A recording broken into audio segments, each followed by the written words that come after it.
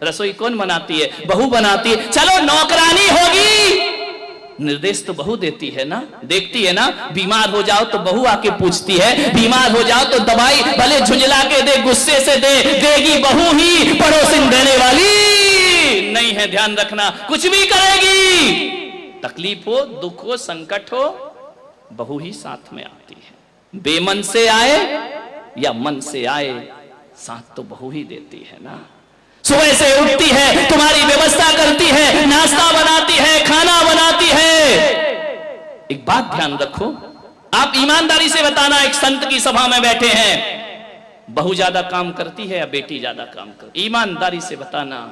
बहू ज्यादा काम करती है ना, तो उसके बाद भी बेटी प्यारी क्यों लगती है, बहू प्यारी क्यों नहीं लगती है? वह उससे ज्यादा काम करती है, उससे ज्यादा ख्याल रखती है। बेटी तो 4 दिन को आती है, बहू जीवन भर साथ रहा करती है। एक बात याद रखना, भारतीय संस्कृति में किसी भी बेटी को लक्ष्मी नहीं कहा जाता है, बल्कि बहू को लक्ष्मी कह करके बुलाया जाता है। ध्यान रखना, किसी बेटी को किसी ने लक्ष्मी कहा है? कन्या भले कह दिया जाए, लेकिन लक्ष्मी का रूप नहीं दिया जाता है। रक्षा बंधन पर बेटी की जरूरत पड़ती है, लेकिन दीपावली जब आती है तो बेटी की नहीं, हाथों में दीप लिए हुए बहू शोभा दिया करती है। दीपावली तो बहू की हुआ करती है, दीप जलाती है। रक्षाबंधन पे तो राखी बांधकर चली जाएगी, मिठाई खाएगी, कुछ पैसे भी ले जाएगी। ध्यान रखना, कमर साहब आएंगे, खाएंगे, मजे लेंगे, लास्ट में बोल देंगे मजा नहीं आया, धत तेरे की, मर गए कर करके, उनने कह दिया मजा नहीं आया। बहू तो घर में ही रहती है ना, बहू तो लक्ष्मी है ना। आज तक किसी बेटी की आरती किसी माँ ने नहीं उतारी होगी, लेकिन बहू जब घर में आती है तो सास को दीप लेकर उसकी आरती उतारना पड़ती है। बहू मंगल है, बहू शुभ है, बहू लक्ष्मी का रूप है, बहू सरस्वती का रूप है। जब वह बहू घर में आती है, तुम्हारे वंश को अंश प्रदान करती है, और जब उन्हें संस्कारित करती है तो यही बहू सरस्वती का रूप हो जाया करती है। ध्यान रखिए, और यही बहू लक्ष्मी का रूप हो जाती। बहुओं को लात मारना यानी लक्ष्मी को लात मारना के समान पाप हुआ करता है। ध्यान रखिए, बहुएं तो घर की शोभा होती है, प्राण होती है। बहुएं ना हो तो तुम्हें कोई दादी कहने वाला नहीं मिलेगा, तरस जाओगी। ध्यान रखना, नानी में तो नाना नाना नाना लिखा है, दादी में तो दे दे दे दे दे लिखा हुआ है। मानिए, जितने भी रिश्ते हैं, आज तुम्हारा छोटा बेटा चाचा कहला रहा है तो बहू की वजह से, आज तुम ससुर जी कहला रहे हो तो बहू की वजह से, और आज तुम सासू मां कहला रही हो तो ये रिश्ते तुमने नहीं, उस बहू ने आकर तुम्हें रिश्ते दिए हैं। और तुम्हारे वंश के अंश को यदि बढ़ाया है तो बहू ने बढ़ाया है, किसी बेटी ने तुम्हारे वंश को आगे नहीं। बहू ध्यान रखना,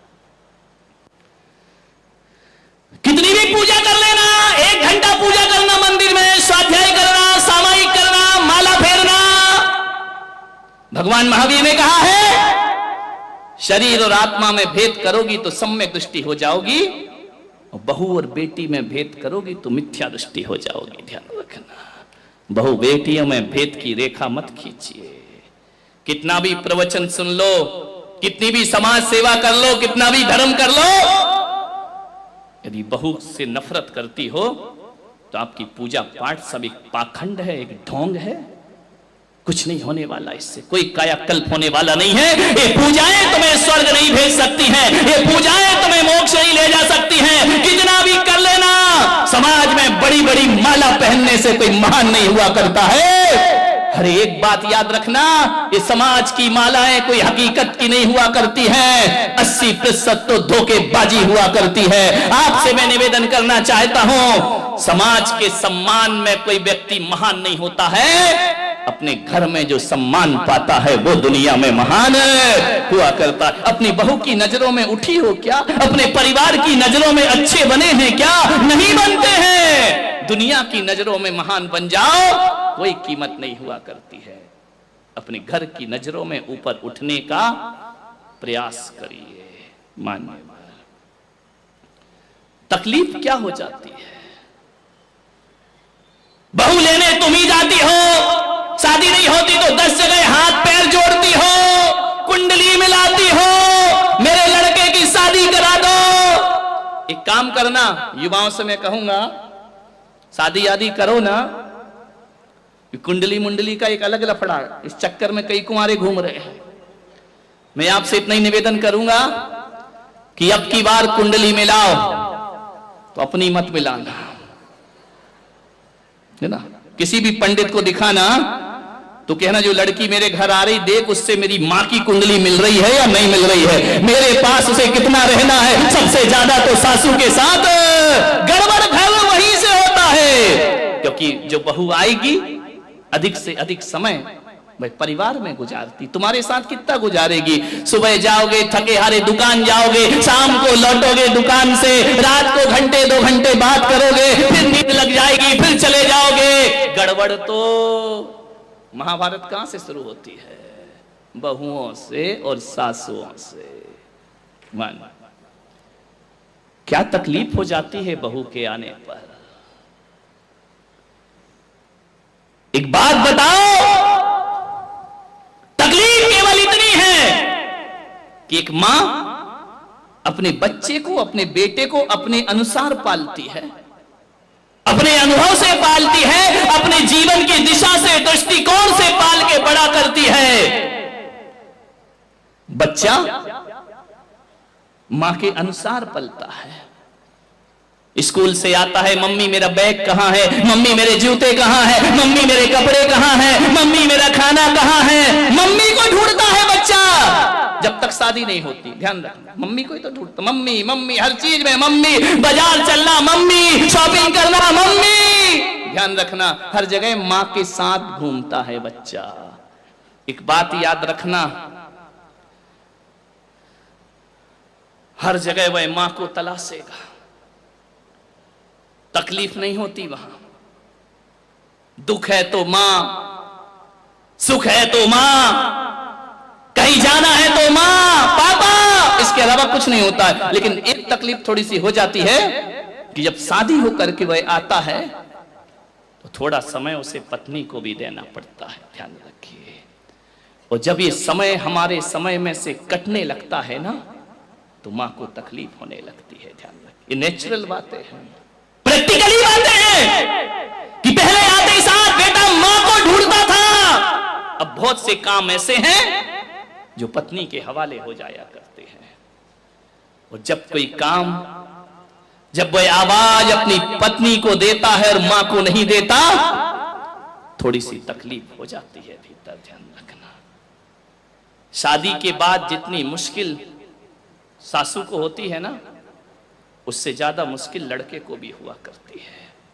ये मत सोचो कि केवल बहू को एडजस्ट करने में वक्त लगता है, परेशान होती है। ये लड़कों को भी बहुत दिक्कत, जब तक शादीशुदा लड़कों से पूछो, हमेशा कहते इससे तो, हाँ ये तुम क्यों बोल रही, उनको बोलने दो। ध्यान रखिए, 4 दिन को बेटी आ जाती है। देखो छोटी छोटी बातें बता रहा हूं जो बहुत बड़ी बनती हैं, जो इतनी खाइयां पैदा करती हैं। गर्मी के दिन ससुर जी ने कहा कि चाय बनाओ, बेटी गर्मी में पीहर आई है, बहू भाभी भी है। बेटी ने कहा पापा जी बनाती हूं।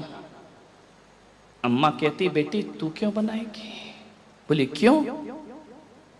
भाभी है ना, तू तो 4 दिन को आई, आराम कर ले, तू भी तो ससुराल से आई है, थोड़ा सा आराम कर ले, चैन से रह ले, भाभी है ना वो चाय बना देगी। अब ये शब्द यदि बहू के कान में पड़ गए, ध्यान रखना, एक प्याला चाय बनाने में बेटी कमजोर नहीं हो जाती, उसका बीपी नहीं बढ़ जाता, वो बेहोश नहीं हो जाती। ध्यान रखना, एक प्याला चाय में कोई बहुत बड़ी मेहनत का काम नहीं था। लेकिन जब कोई सास ये शब्द बोलती है ना कि तू आराम कर, भाभी बनाएगी, ध्यान रखना, एक प्याला चाय ने तुम्हारे दिलों की दूरियां बढ़ा दी। ध्यान रखिए, छलनी हो जाता है उस बहू का सीना। क्या फर्क पड़ता है यदि बेटी बना लेती तो। और मैं तो इन बेटियों से भी हाथ जोड़ के निवेदन करता हूं, 4 दिन को आई हो, पीहर में आग लगा के मत जाओ। ध्यान रखिए, आधी आग तो ये लोग भी लगाते हैं। आ गई क्या रक्षाबंधन पे, मिठाई खाओगी और आग उगल के जाओगी। ध्यान रखना, इतनी समर्पण दिखाती है पीहर में आकर के अपने माँ बाप के लिए, पूरी बिछी जाती। मेरी मम्मी, मेरे पापा, मेरी मम्मी, मेरे पापा। भाभी तू ये नहीं करती है, भाभी तू सम्मान नहीं करती, भाभी तू इज्जत नहीं करती है। ये 4 शब्द, इतना प्रेम, गजब। ऐसा लगता है कि तुम्हारी मम्मी की शुभचिंतक केवल तुम ही हो। बेटा तो दुश्मन पैदा हुआ है, कंस पैदा हुआ है घर में। बेटे का कोई लगाव नहीं है, कोई अटैचमेंट नहीं है तुम्हारी मां से, सब कुछ तुम्हारा है। इतना भाई को व्यंग करोगी शादी के बाद, भाभी को व्यंग करोगी शादी के बाद। तू मम्मी का ख्याल नहीं रखता, तू पापा का ख्याल नहीं रखता है। इतनी बातें कर रही हो और ससुराल को नरक बना रखा है। ध्यान रखिए, इतनी ईमानदार होती, जगह बिठा करके तुम्हें शिक्षा प्रदान करे तभी वह संत है। अरे संत के साथ आगे पीछे चलो, उनके साथ उठो बैठो। अरे पढ़ने से जो बातें समझ में नहीं आती हैं, वो सत्संग से बातें हमारे समझ में। आज संत क्या कहते हैं कि ये स्वार्थ का संसार है, और हमारे साथ रहकर भी इस स्वार्थी संसार को नहीं पहचाना तो फिर वो सत्संग नहीं हुआ करता है। कितने लोग अपने होते हैं, कितने पराये हो जाते हैं, कितने जुड़ते हैं, कितने टूटते हैं। इन 15-20 सालों में इन लोगों ने सब कुछ देखा है, और उसके बाद भी परमात्मा के प्रति आस्थाएं नहीं छोड़ी हैं। जीवन में उतार चढ़ाव आते रहते हैं, सब दिन होते ना एक समान। कभी अच्छे भी दिन होते हैं, कभी बुरे भी दिन होते हैं, लेकिन अच्छे और बुरे दिन तो समुद्र की लहर की तरह हैं, उठते हैं, बनते हैं और चले जाते हैं। इन अच्छे और बुरे दिनों के बीच भी जो परमात्मा की आस्थाओं को नहीं छोड़ा करते हैं, सच्चे भक्त जीवन में वही हुआ करते हैं। कहाँ छोड़ते हैं आस्थाओं को परमात्मा की? ये तुम मेरे पास नहीं आए हो, तुम भगवान के प्रति जो लगन लगी है, वह लगन ही तो संतों के चरणों में पहुंचाया करती है, वही तो वहां जाकर के बिठाती है। धर्म की जो प्यास है, जो आस्थाओं के दिए जलाए हैं, ध्यान रखना, केवल घी का दीपक जलाने वाला दिया ही चुनौती स्वीकार नहीं करता, आस्था के दिए वाले भी चुनौतियां स्वीकार किया करते हैं। एक बात याद रखना, अरे बुझते होंगे वो दिए जो घी से जला करते हैं, और हम नहीं बुझते, हम आस्थाओं से जला करते हैं। जो हृदय में आस्थाओं को लेकर के जलता है, दुनिया के तमाम विरोध आकर्षण आ जाए, उसका दिया कभी लो कभी मध्यम नहीं पड़ा करती है। ध्यान रखना, यही तो जीवन की सफलता है। और क्या साथ जाने वाला है? जो अर्जित कर रहे हो पुण्य, जो भाव दशा हमारे अंदर है, जो हम अपने जिनेंद्र के गुणानुराग धर्मानुराग में डूबे हुए हैं, ऐसा ही कुछ पिछले जन्म में कर लिया होगा, तो आज यहाँ बैठकर हम भगवान की पूजन कर रहे हैं। इस जन्म में कुछ करेंगे, ध्यान रखना, कभी कभी अनजान में भी सत्कर्म कर लो तो भी जीवन का कल्याण हो जाया करता है। जानबूझकर करो उसका तो फल अलग ही होता है। एक जानवर रास्ते में मुनि महाराज को देख लेता है, देखते ही यदि उसकी आंखें आर्द्र हो जाती हैं, यदि वह टकटकी लगाकर देखते रहता है, उसे कुछ नहीं मालूम कि ये मुनि महाराज है कि पिछी कमंडल क्या और 28 मूल गुण क्या। वह एक जानवर बंधा बंधा हम लोग विहार करते हैं, टकटकी लगा के देखता है, हम आगे बढ़ते हैं, वह सिर घुमा करके देखता है, उसे कुछ नहीं पता कि ये क्या हो रहा है। बस उसकी निगाहें आकर जब किसी मुनि पर थम जाती हैं, वहीं से उसे मनुष्य भव का बंध हो जाया करता है, वहीं से वह पुण्य अर्जित कर लेता है, वहीं से अपनी पर्याय परिवर्तन की व्यवस्था कर लेता है, वहीं से जिन शासन को प्राप्त कर लेता है। आप सोचते हैं कि नागिन ने बहुत बड़ा कोई तत्व चिंतन किया था क्या? नहीं, पारसनाथ जैसे तीर्थंकर पर दृष्टि पड़ती है और एक त्रियंच आगे जाकर के देवत्व को उपलब्ध हो जाया करता है। केवल देखने से, केवल दर्शन करने से जीवन में परिवर्तन आ जाया करता है। मान्यवर, भक्ति कर रहे हैं हम भगवान की, मन से करो तो भी फल मिलेगा, बिना मन के करो तो भी फल मिलेगा। भक्ति अपना कर्म नहीं छोड़ती है, पुण्य अपना फल देना नहीं छोड़ता है। एक व्यक्ति ने पूछा, यदि बिना मन के करेंगे तो भी फल मिलेगा, क्यों नहीं मिलेगा? एक बात बताओ, दवाई मन से खाते हो कि बिना मन के खाते हो? कड़वी दवाइयाँ कैसे खाते हो? मन से खाते हो, बहुत खुश होकर के खाते हो, इंजेक्शन बहुत खुश होकर लगवाते हो, ऑपरेशन कराते समय बैंड बाजे से डांस करते हो कि मेरा ऑपरेशन हो रहा है, सबको सूचना देते हो कि आओ मेरा पुण्य जगह है, ऑपरेशन हो रहा है। नहीं, जाते जाते भी यही सोचते हो भगवान बचा ले, ऑपरेशन थिएटर में नहीं जाना पड़े, ऑपरेशन नहीं हो, इंजेक्शन नहीं लगना चाहिए। तो ऑपरेशन मन से कराया है या बिना मन के कराया है? बिना मन के भी कराओ तो आप बताइए स्वस्थ होते हैं या नहीं होते हैं? स्वस्थ हो जाया करते हैं, निरोग हो जाया करते हैं। बिना मन के भी दवाई खाओ तो बीमारियां दूर हो जाती हैं, और बिना मन के भी जिनेंद्र की अर्चना करो तो पाप हमसे दूर हो जाया करते। मन से करो। तुलसी अपने राम को रीज भजो या खीज, भूमि पड़ेंगे उपजेंगे उल्टे सीधे बीज। तुलसीदास ने कह दिया कि अपने राम को खींच के भजो या रीझ के भजो, कोई फर्क नहीं पड़ता। तू तो राम को भजता रहे, राम को भजता रहे। खींच करके भजेगा, जबरदस्ती भजेगा तो भी तेरा कल्याण होगा, रीझ करके भजेगा तो भी तेरा कल्याण होगा। बोले कैसे होगा कल्याण? बोले कभी देखा है कोई किसान जब किसी खेत में बीज डालता है ना, तो वो सीधे सीधे बीज डालता है या उल्टे सीधे डाल दिया करता है? वह बीज लेता है, फेंकते जाता है, फेंकते जाता है, भूमि पड़ेंगे उपजेंगे उल्टे सीधे बीज। ध्यान रखना, उल्टे सीधे बीज फेंकता है, फेंकते जाता है, लेकिन जब वो अंकुरित होते हैं, जब वो बीज फल फसल देने का प्रयास करते हैं, तो ध्यान रखना जब उनके फल का समय आता है तो उल्टे बीज अपने आप सीधे हो जाया करते हैं, उन्हें सीधा करने की जरूरत नहीं पड़। वैसे ही अपने भगवान को रीझ के भजो या खींच के भजो, जब इस पुण्य का फल मिलेगा तो बिना मन वाले को भी मन के फल की प्राप्ति हो जाया करती है। विचार करिए, कोई आदमी जहर जानबूझ के पीता है क्या? बोलो। 2 गिलास रखे हैं, एक में जहर है दूध में भरा हुआ, एक में मीठा दूध है। किसी के घर बैठने गए, उसने ला करके दूध के 2 गिलास रख दिए, और आपको तो मालूम नहीं कि जहर किसमें है, इस गिलास में है या उस गिलास में है। एक बात बताओ, यदि आपने अनजान अवस्था में जहर पी लिया तो उसका फल प्राप्त होगा या नहीं होगा? नहीं, आप जहर से कहोगे हमने जानबूझ के थोड़ी पिया है, हमने तो अनजाने में पी लिया है, तुम हमें क्यों मार रहे हो? कुछ नहीं कह सकते है ना। अनजान में भी जहर पी लो तो भी असर होता है, और अनजान में परमात्मा का नाम ले लो तो भी कल्याण हो जाया करता है। ज्यादा दिमाग नहीं लगाओ, ये भक्ति का मार्ग है, ये पूजन का मार्ग है। यहाँ शास्त्रों की जरूरत नहीं पड़ा करती है, यहाँ बड़े बड़े तत्व ज्ञान की जरूरत नहीं पड़ती है। यहाँ तो भोले मन से, सरल हृदय से परमात्मा की भक्ति करना है, आनंद के साथ भक्ति करना है। ये कहा जा रहा है कि भगवान का नाम लेने से वह अपना फल जरूर दिखाया करता है, ऐसा नहीं है कि नहीं दिखाता है। कोरोना हुआ, कितने लोग ऊपर चले गए, कितने लोग दुनिया से विदा हो गए।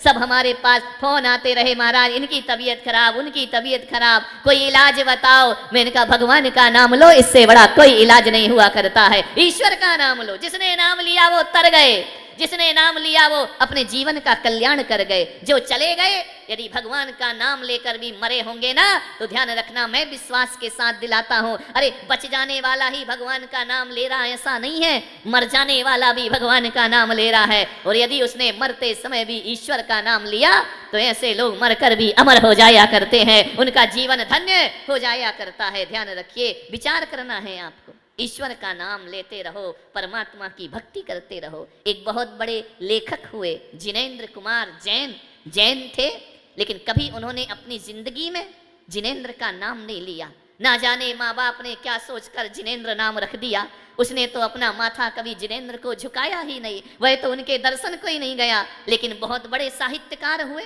बहुत बड़े राइटर हुए, कभी मंदिर नहीं गए। पूजा पाठ को बोलो तो मेरा आस्था नहीं है, मैं इन चीजों पे विश्वास नहीं करता हूं, मैं परमात्मा की भक्ति पे कोई विश्वास नहीं करता हूं। बड़ी स्थिति बिगड़ी, सबने समझाया।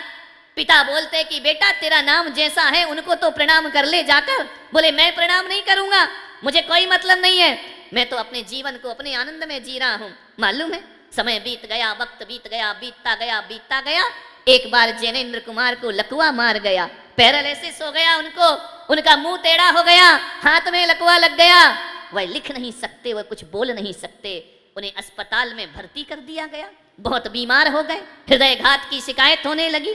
बोले अब इनका जीवन बचना मुश्किल है, पड़े हैं अस्पताल में एक बेड पर, लोग उन्हें देखने जाते, आंखों से 2 आंसू ढुलका देते, बोलते तो बनता ही नहीं था, बात करते तो बनता ही नहीं था, आंसू ढुलका देते, वह बताते कि मैं तुम्हें पहचान गया हूं, तुम मुझसे मिलने आए हो। लोग जाकर के सद्भावनाएं देते, शुभकामनाएं देते, ईश्वर से प्रार्थना करते। जिनेंद्र कुमार लेटे हैं, स्थिति बहुत नाजुक है, बचने का अब समय नहीं है। मालूम है, सबने कहा कि जिनेंद्र कुमार अपने जीवन को धन्य कर लो, नहीं करना है, मैं भगवान का नाम नहीं लूंगा। जब एक डॉक्टर जाकर कहता है कि हमारा साइंस सब फेल हो गया है, अब हम कुछ नहीं कर सकते हैं, अब तो कोई चमत्कार ही तुम्हें बचा सकता है, एक काम करो, साहित्यकार से कहा, जिनेंद्र कुमार से, तुम जिस धर्म में पैदा हुए ना, उन भगवान का स्मरण करो, शायद वो तुम्हें बचा लें।